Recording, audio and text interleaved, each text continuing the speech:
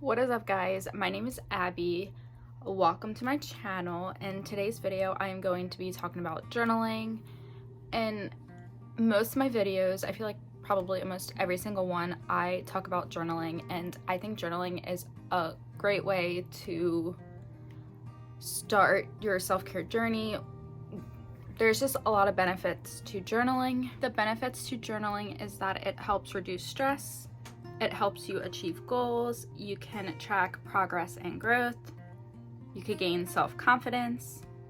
In today's video, I'm going to be talking about 5 journal entries that you can start today to start your journaling. The first one is daily reflections, which when you want to write about your daily reflections, you want to talk about your day, what went well and what didn't, and what you learned.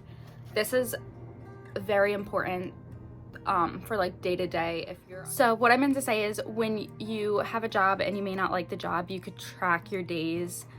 I wish I did this. I just thought about this like right now, but I had a job.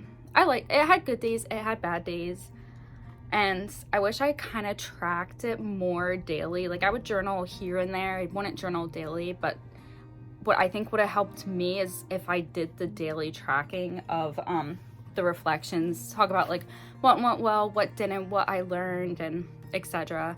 So I think that's really helpful, because when you're not sure about a job, you kind of want to weigh out what you like and what you don't like. And I think that would be helpful. I really wish I did that when I was working at my job. The next journal entry is a gratitude. So what you want to do for this is write 3 things you're grateful for. I always, at the end of my journal entries, when I'm talking about my day, I always write the 3 things I'm grateful for. It kind of just makes you realize that like life is not as bad as it seems. And you know, it's always a good thing to be grateful. I feel when you're grateful, it also boosts self-confidence and self-esteem. So usually what I'm grateful for is, I always say like I'm grateful for the food I eat, for the roof I live in, and my family and friends, and my animals. Like I love my animals. The third journal entry that you can do is aspirations. So what you want to do is write short-term goals and your long-term goals and the steps you need to achieve them. Kind of like goal tracking. I am a fan of goal tracking, but I know goal tracking can be very hard. Just remember that small goals are something to be proud of. The fourth journal entry you can do is heartbreak. So if you're going through a heartbreak, or if you feel someone is walking away from you or choosing to leave you, I have a journal entry that you can do, which I will get into it. This is very beneficial. This is what helped me when I was going through my heartbreak, and this could be the other way around. If you are choosing to walk away from someone that's no longer serving you, or if you felt like you outgrowed a person, it goes both ways. You would just have to change it around. So I'm going to be talking about if someone's choosing to walk away from you. So what you want to write is a description of what happened, how you left feeling, who was there, and what would they say. So you want to write who was there for you and what did they think of this person, etc. What you wish had happened instead. The reasons why you find it hard to let go.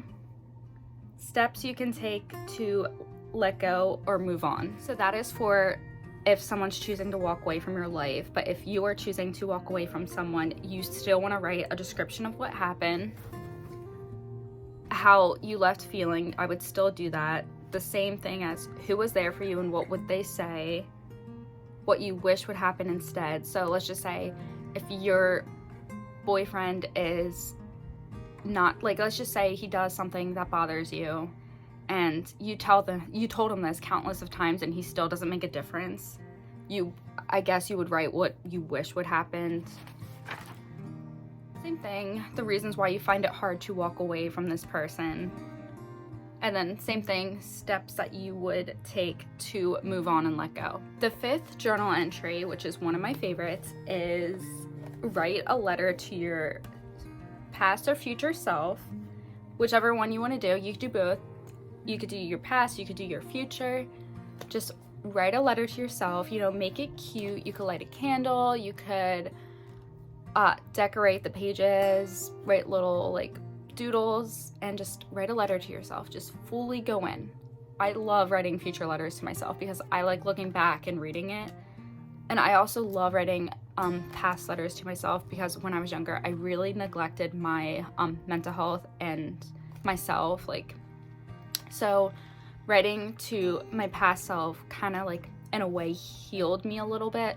I mean, I'm still working on healing, but it's nice to go back and read that, you know, you're there for yourself. Like, I love to write letters to myself being like, oh, you work so hard and look at all the things you achieved, because sometimes we do neglect all the hard work we put into stuff. You know, life gets in the way, life has up and downs, but you know, just make it cute and definitely write a letter to your future self or your past self, whichever one you want to do.